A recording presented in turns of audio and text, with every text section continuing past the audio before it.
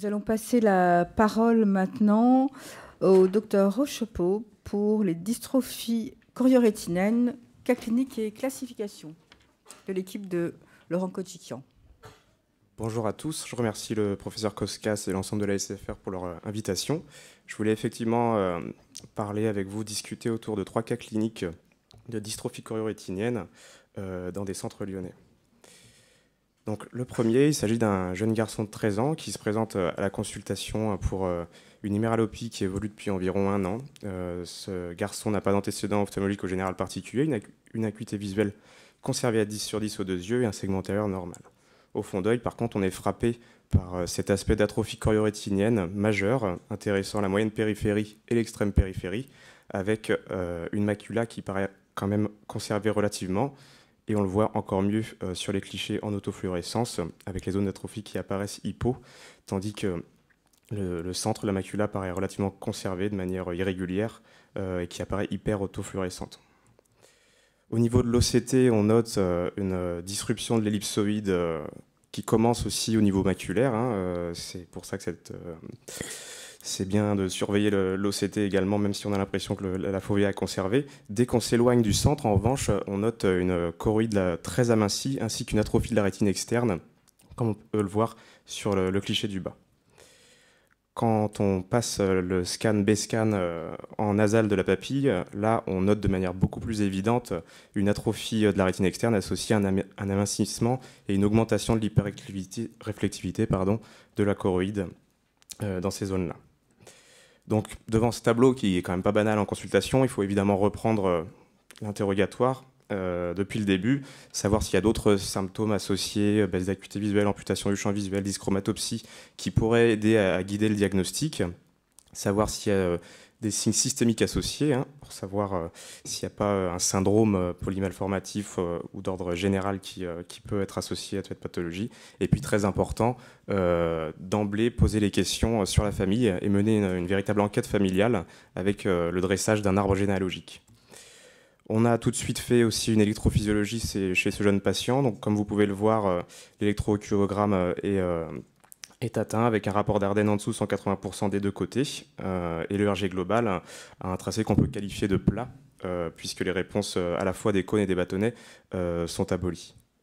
Donc l'arbre généalogique, comme je vous le disais, on a fait avec ce qu'on pouvait dans la région, c'est-à-dire la fratrie directe, les apparentés au premier degré. Donc on commence par la maman. Je vous passe les éléments de l'acuité visuelle, le segment antérieur qui sont normaux.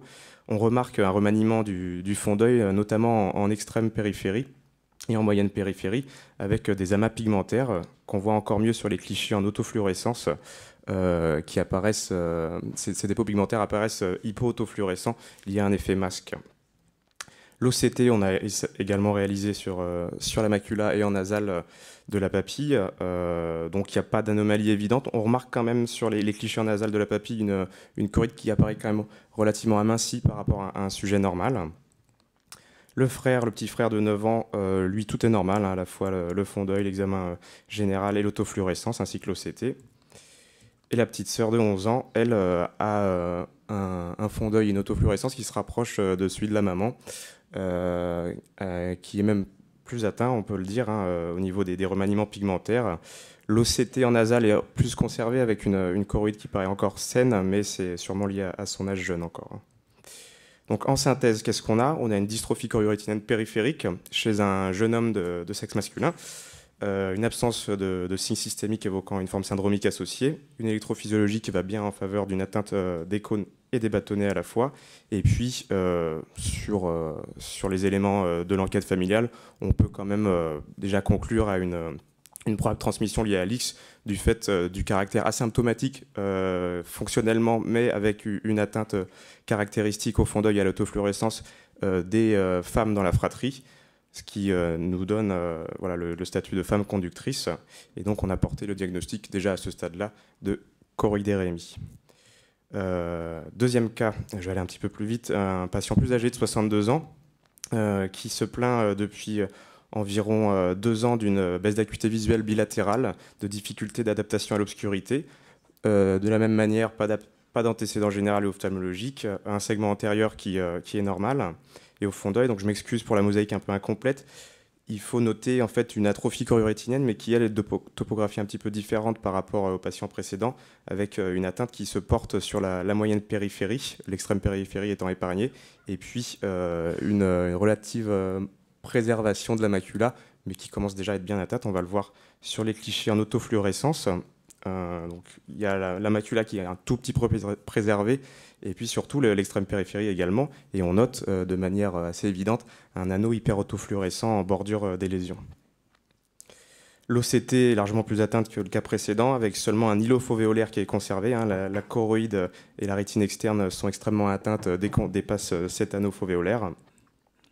Et donc pareil, on reprend la même démarche. Donc le patient commençait à se plaindre du fait, à mon avis, de l'atteinte qui commençait à devenir centrale d'une photophobie associée de manière plus récente. Pas de signe systémique, et en faisant l'enquête familiale, on n'a rien retrouvé de particulier. Le RG global montre aussi une atteinte assez profonde des réponses à la fois des cônes et des bâtonnets. Le multifocal, lui, de manière, on s'y attendait, retrouve un pic fovéolaire conservé, mais quand même diminué. Et donc actuellement, ce patient est en cours de conseil génétique.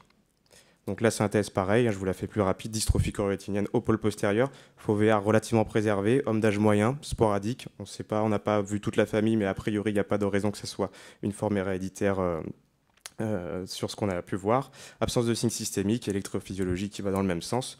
Donc est-ce qu'il s'agit là, dans ce cas un petit peu moins caractéristique d'une dystrophie connue, d'une forme frontière?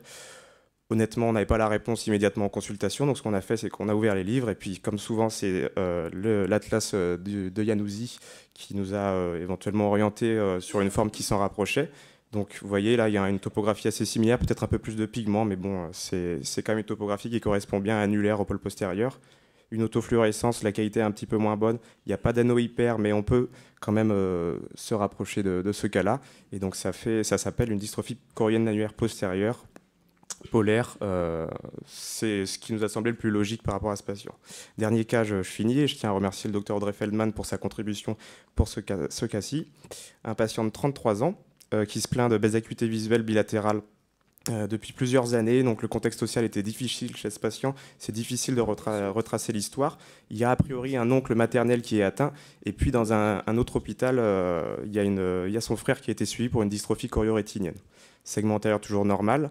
Un fond d'œil, je m'excuse, j'ai que le pôle postérieur, mais la périphérie est également atteinte avec une atrophie choriorétinienne majeure. Seulement quelques îlots fovéolaires qui demeurent non atteints.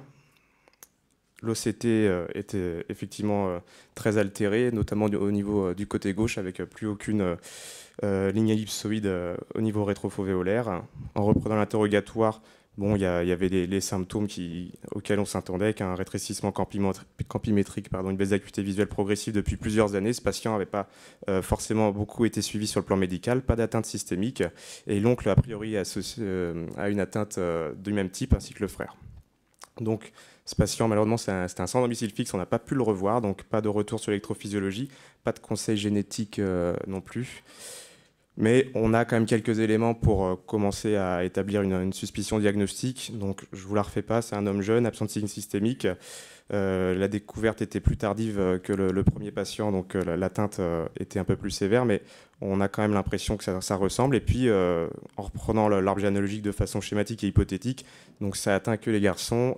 Les femmes, on n'a pas pu les voir, mais il y a un pattern quand même de transmission lié à l'X. Donc on a suspecté, même s'il n'y a plus d'intérêt parce qu'on ne va pas le suivre maintenant, le diagnostic de choroïdérémie.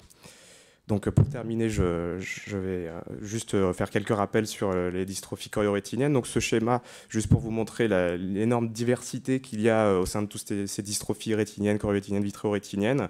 J'ai entouré en bas la choroïdérémie qui représente un peu moins de 2%. Vous voyez que c'est largement disproportionné par rapport aux rétinites pigmentaires qui représentent plus de 40%. Donc les classifications, elles sont soumises à débat. La plus communément utilisée, c'est en fonction de la topographie. Je ne vais pas vous faire un catalogue.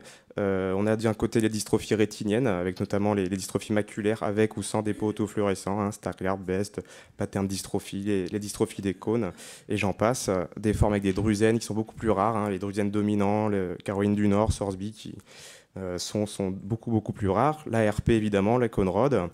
Dans les vitréorétiniennes, les plus connues, c'est les formes syndromiques de Stickler et les formes non syndromiques de Wagner. Et puis, il y a le cadre à part des dystrophies héréditaires de l'enfant qui peuvent rentrer dans toutes ces ces catégories topographiques, mais qui sont plus spécifiques de l'enfant. Donc nous, on va s'intéresser aux dystrophies choriorétiniennes. En premier lieu, la choroidérémie, qui est caractérisée par une papille qui reste saine, hein, des vaisseaux qui sont de calibre normal et assez peu de pigments finalement. Une atrophie qui est assez stéréotypée en patch, comme vous pouvez le voir sur cette illustration, qui atteint au début la moyenne périphérie, puis l'extrême périphérie, et enfin, à partir de 50 ans environ, l'aire maculaire. En autofluorescence, il n'y a pas d'anneau hyper-autofluorescent, hein, ça c'est important, mais on a quand même une belle imagerie atrophique hypo en périphérie. Sur l'OCT, on a un amincissement choroïdien, très important aussi comme signe, hein, c'est ça qui nous permet de classer cette dystrophie dans les dystrophies d'origine choroïdienne, et une macula qui est préservée longtemps. Les femmes sont asymptomatiques sur le plan fonctionnel. En revanche, comme on l'a illustré ici, elles peuvent être de manière caractéristique atteintes au fond d'œil à l'autofluorescence avec des amas pigmentaires qui peuvent atteindre tout le fond d'œil. Voilà, et c'est la plus fréquente des dystrophies choriorétiniennes. Plus rapidement, l'atrophie gyrée, donc qui est aussi une forme de dystrophie choriorétinienne en patch. Hein. Là, c'est un exemple de famille consanguine avec la fille qui a un stade un peu moins avancé que sa maman. C'est de transmission autosomique récessive.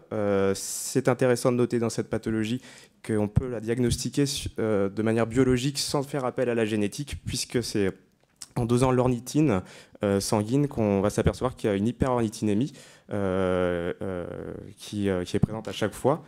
C'est vraiment intéressant de pouvoir diagnostiquer de manière précoce cette pathologie de manière simple. De la même manière, l'atrophie hypo-autofluorescente, l'absence de bordure hyper-autofluorescente périphérique ou maculaire. Et puis, intéressante, même si c'est très très rare, 5% de ces patients répondent à un traitement par pyridoxine, vitamine B6. Voilà, donc c'est important d'essayer chez tous les patients.